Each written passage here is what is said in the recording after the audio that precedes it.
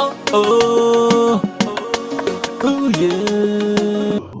Bienvenue sur le numéro 3 de l'International LP2A, une émission consacrée au décryptage de l'actualité géopolitique internationale et aussi des droits humains.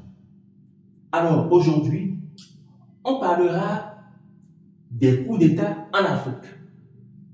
C'est quoi un coup d'État? C'est un renversement de l'ordre constitutionnel. C'est un mode de prise du pouvoir par les armes.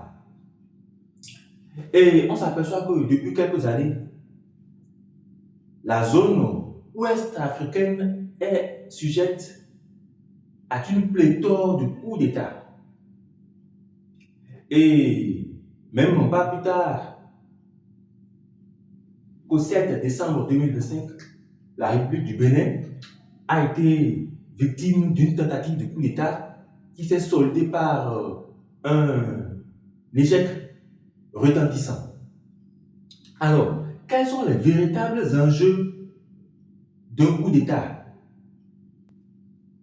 Premièrement, un coup d'État s'inscrit dans une logique d'accaparement. Lorsque les gens font un coup d'État militaire, c'est avant tout pour s'approprier les ressources de l'État. Comme l'a dit Edward Luttwak, un coup d'État n'est pas une révolution,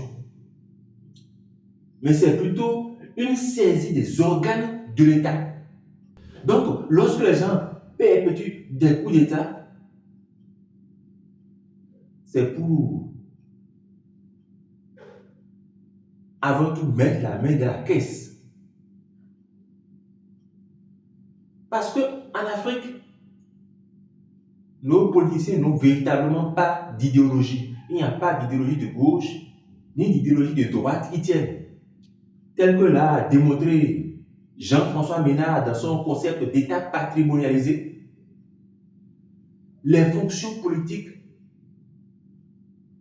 n'intéressent pas pour autant le politicien africain, mais c'est plutôt les avantages liés à la position politique qui intéressent. Et c'est cette logique d'accaparement-là. Deuxièmement, le coup d'État n'est pas synonyme de changement. Le changement prôné par les acteurs d'un coup d'État n'est souvent qu'une utopie.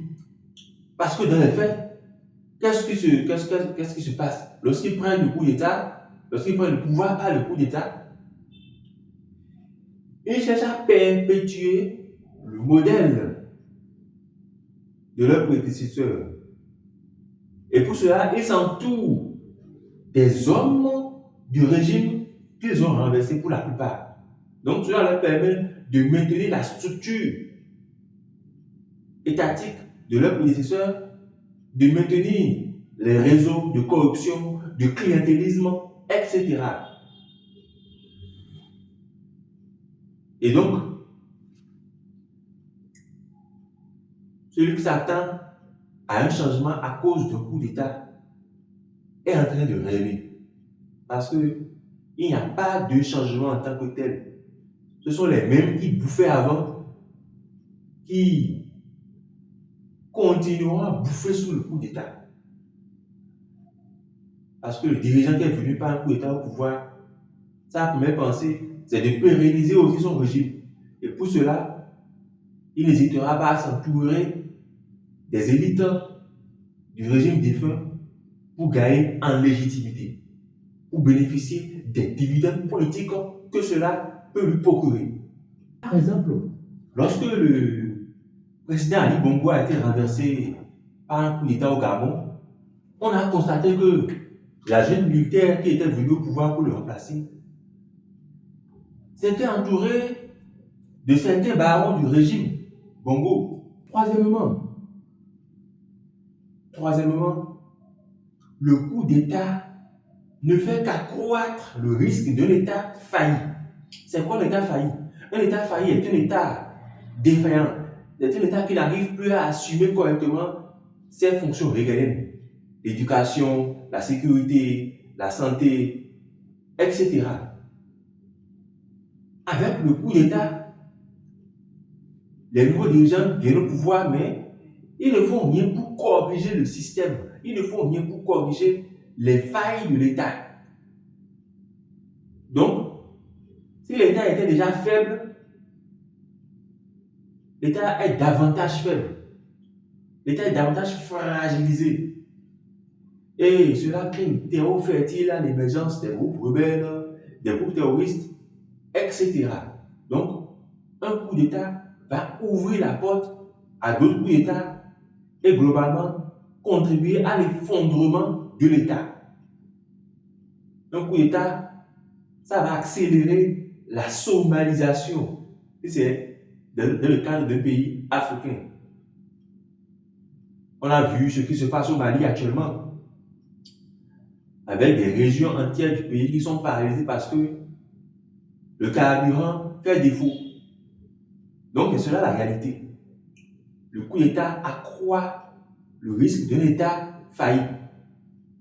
Et quatrièmement, le coup d'État équivaut à la mise en veilleuse des droits de l'homme. Lorsqu'il y a un coup d'État, les droits de l'homme sont mis de côté. Comme l'a dit le docteur Thierry Bidouzo, la suspension de la Constitution par le coup d'État crée le terrain propice à l'arbitraire. Prenons le cas de la période révolutionnaire au Bénin. Il y a beaucoup d'atrocités, beaucoup de massacres, beaucoup de tortures. Et l'assassinat de jeunes leaders estudiantins comme Bafé Akacha, Luc Tobadia, etc. Et malgré que la révolution se soit terminée, ces crimes-là sont restés impunis jusqu'à ce jour-ci. Donc, le coup d'État coïncide avec une mise en danger des droits de l'homme. Globalement, on va dire que les coups d'État ne sont pas une solution pour le développement de l'Afrique. Un coup d'État ne développe pas un pays. Mieux vaut une démocratie imparfaite qu'une dictature militaire. Et c'est ce que beaucoup de Béninois ont compris, parce que le Bénin a expérimenté beaucoup de coups d'État par le passé. Et donc, beaucoup n'ont pas envie de revivre ce cauchemar-là aujourd'hui. Mais néanmoins, il faut que les dirigeants prennent le temps de renforcer l'État comme il se doit. Car un coup d'État, plus l'État est fort, moins un coup d'État a de chances de réussir. Et moins l'État est fort, plus le coup d'État a de chances de réussir. C'était tout pour l'international LP2A numéro 3. À l'animation, c'était M. Olaf Robles-Noumen, politologue, juriste spécialisé en droits humains et démocratie et directeur du CAP. Merci et à bientôt. Oh, oh, oh yeah.